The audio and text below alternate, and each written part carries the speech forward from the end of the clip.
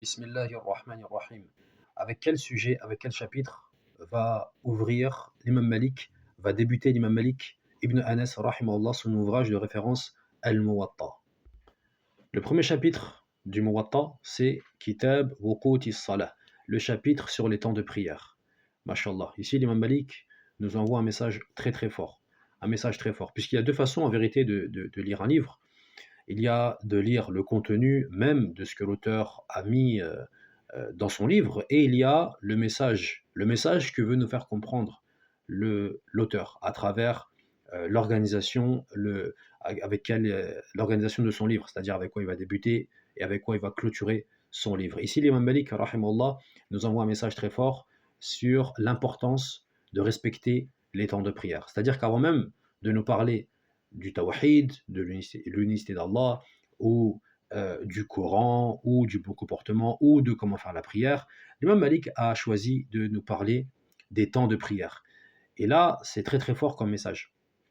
Allah subhanahu wa ta'ala, il nous dit dans Surat An-Nisa, Inna salata kanat ala al-mu'minina kitaban mawquta. Verset 103 de Surat Nisa, Allah il nous dit que certes, la prière est pour les croyants à des temps prescrits, des temps déterminés.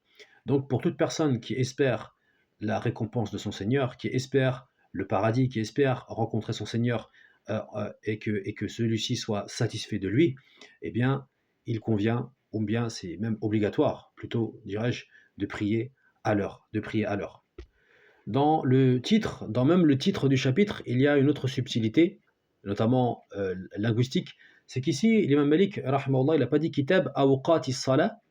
Dans une autre version, dans certaines versions du Muwatta, il s'est écrit Kitab Awqati Salah, mais dans la version la plus répandue, ou les versions les plus répandues, c'est Kitab Wuquti Salah.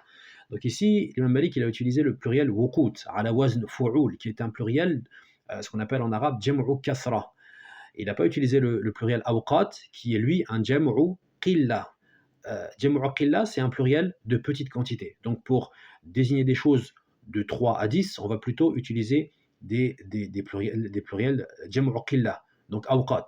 Donc c'est pour ça que dans les livres de fiqh, notamment, on trouve souvent awqat salah. Awqat salah. On va pas trouver wuqut. Ici, dans le Muwatta, il a utilisé wuqut as-salah. Il a utilisé un pluriel de grande quantité. Pourquoi il a fait cette chose-là?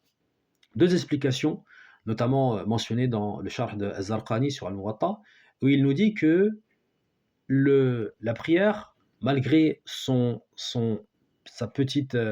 petit nombre, c'est-à-dire qu'il n'y a que 5 prières dans la journée, eh bien, comme elles vont se répéter quotidiennement, eh bien, elles vont devenir nombreuses. Elles vont devenir nombreuses, ça veut dire qu'elles vont prendre une place importante dans la vie du musulman.